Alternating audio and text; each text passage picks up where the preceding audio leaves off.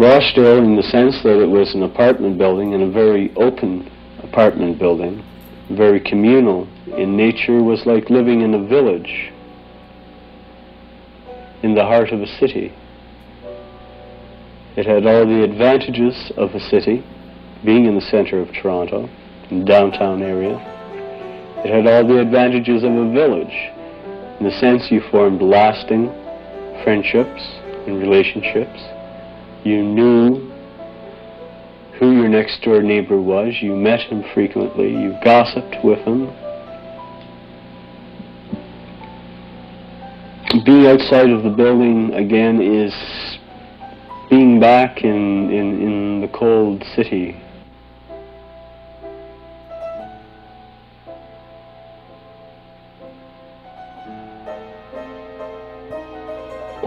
I think the most difficult to grasp point, and the thing that's most important to realize, is that Rochdale didn't have like a single common route from which things grew and deviated or didn't work according to plan or something.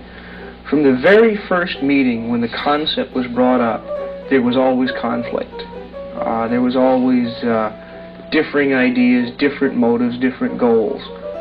And as the group that was interested in the Rochdale concept expanded, and as more interest groups became involved, and the conflicts got heavier and heavier, so that at no point, from the very beginning to the current situation, has anyone or any group or any one ideology been ever able to control Rochdale. In the beginning, you had an interest that wanted to do Rochdale College, the free university and educational experiment, and you had the group that wanted to provide student housing for U of T. And you had the group that wanted to make a lot of money personally out of building a high-rise building and developing some land. And you had a group of people that wanted to make money dealing dope. And you had politicians that wanted to distract public attention from key issues by finding something that everybody could identify with negatively, you know, rather than deal with development and other urban problems. Put Rochdale on the front page and everybody goes, yeah, yeah, yeah, and forgets everything else.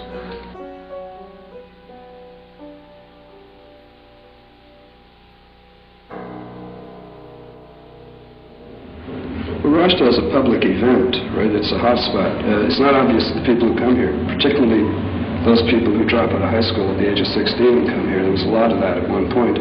They're not really aware of it. Some of them come here when they're 14, and at the age of 18, they've been here all the time, and they can't see the nose in their face. For the average Canadian citizen, of which is about 20 million, Rochdale's got 1,000 people, and it's a hotspot. So the Canadian citizen assumes that these people are specialists. He assumes that they're the most advanced example of whatever they are, you know? You expect more of a speed freak walking out the front door of Rochdale in terms of consciousness of the whole problem of speed than you expect of one you find downtown. Of course, you don't find those people now, but that's a good example. Even at that level, they expect more. Maybe the people here don't expect it, and maybe it shouldn't be expected, but the population from which the membership is drawn, they expect it. And when those people walk in the door the first time, they expect it of Rochdalians and of themselves. So that the minute they come to Rochdale, they're on, and they're in a different experience. Like my experience was that it was the first place I'd ever lived where I shared my bigotries and prejudices with my neighbors. You understand what I mean? Like, where I'd never had the experience in my life of being part of a bigoted crew. And I stopped hating straight people quite a bit. As soon as I realized that was what was happening to me, I stopped hating them. I had my share, they had their share.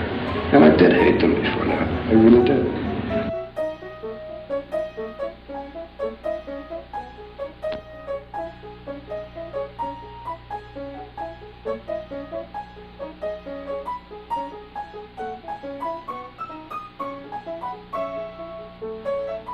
Bad attitudes, bad press makes business. Listen, I'll tell you what, if you were to take the majority of the really bad problems in Rochdale, you can most probably attribute it to just that, the press. They've used Rochdale as such a sensationalism type of thing that they've bloody advertised all over the world, and I mean all over the world, that, number one, this is the place to jump off if you're going to end it all.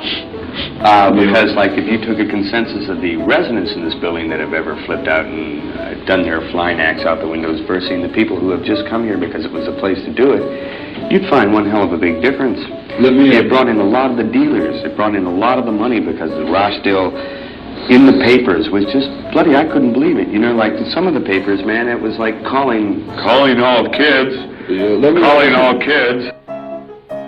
A lot of people in Rochdale have complained of sensationalist press and bad press, and in fact that's been very true. Over the past years, basically 70 and 71, for example, Rochdale ran into a lot of flack from the municipal government and from the civic newspapers. They took a very sensationalist side, very sensational stories, sold newspapers, and suited their purposes. The federal government was far more interested in the other side of what was happening here as well.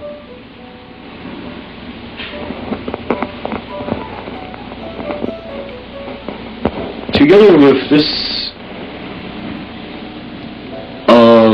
concept of self-government, of a modern high-rise anarchy community that evolves to the point where it evolves its own government, its own rules. There's another side to Rochdale. Rochdale has been a focal point for the alternate culture.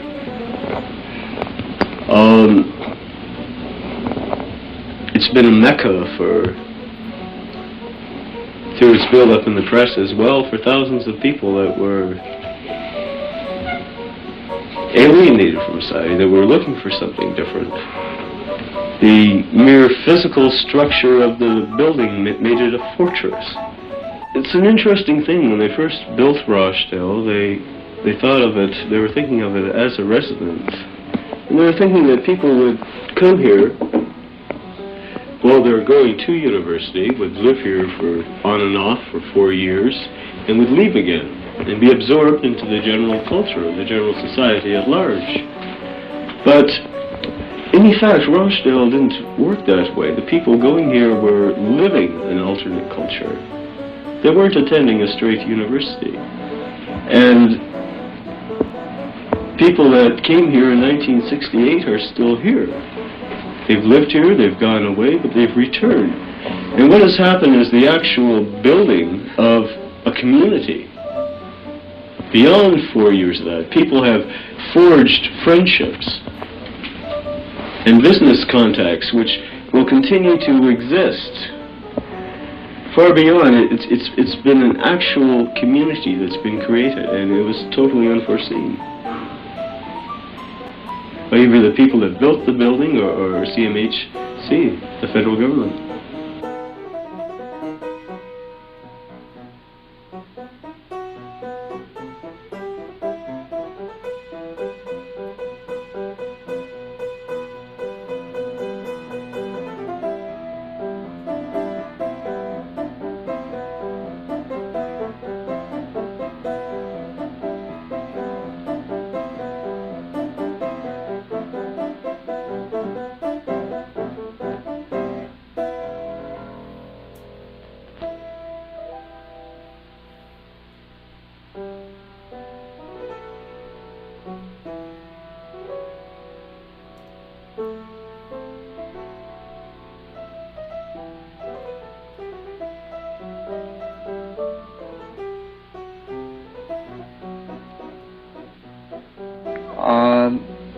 Probably the greatest